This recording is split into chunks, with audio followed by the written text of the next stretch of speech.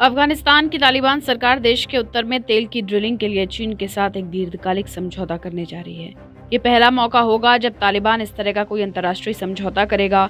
इस साल 25 साल के समझौते के तहत चीन के इंजीनियर अमू दरिया में खुदाई का काम करेंगे। अमू दरिया मध्य एशिया की सबसे बड़ी नदी होने के साथ ही अफगानिस्तान में 1.15 मिलियन हेक्टेयर भूमि की सिंचाई का स्रोत भी है। अफगानिस्तान के प्राकृतिक संसाधन फिलहाल दूसरे देशों की पहुंच से बाहर हैं और बाजार में इनका मूल्य 1 ट्रिलियन से ज्यादा अमेरिकी डॉलर का आंका जाता है।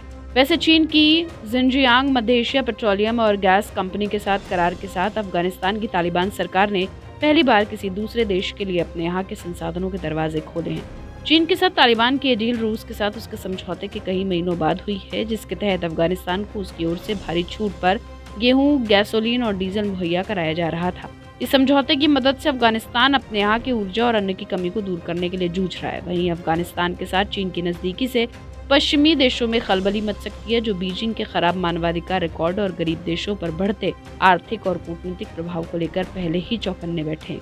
चीन के राष्ट्रपति शी जिनपिंग के बेल्ट एंड रोड इनिशिएटिव में अफगानिस्तान एक महत्वपूर्ण पड़ाव है। बता दें कि अफ्रीका से यूरोप तक फैली एक बहु अरब डॉलर की बुनियादी ढांचा परियोजना है, जो चीन और उसकी अर्थव्यवस्था को तेज राजमार्गों और बंदरगाहों के माध्यम से दुनिया के बाकी हिस्सों से जोड़ने की कल्पना करती है। बीजिंग की उपस्थिति बेशक नई दिल्ली के साथ अफगानिस्तान के संबंधों में बाधा डाल सकती है, जो व्यापार और मानवीय सहायता के आधार पर तालिबान से कुछ राजनयिक लाभ उठाने की उम्मीद में है। वहीं वास्तविक नियंत्रण रेखा पर अस्थिरता को देखते हुए अफगानिस्तान के साथ अपने संबंध आगे बढ़ाना नई दिल्ली के हित में होगा।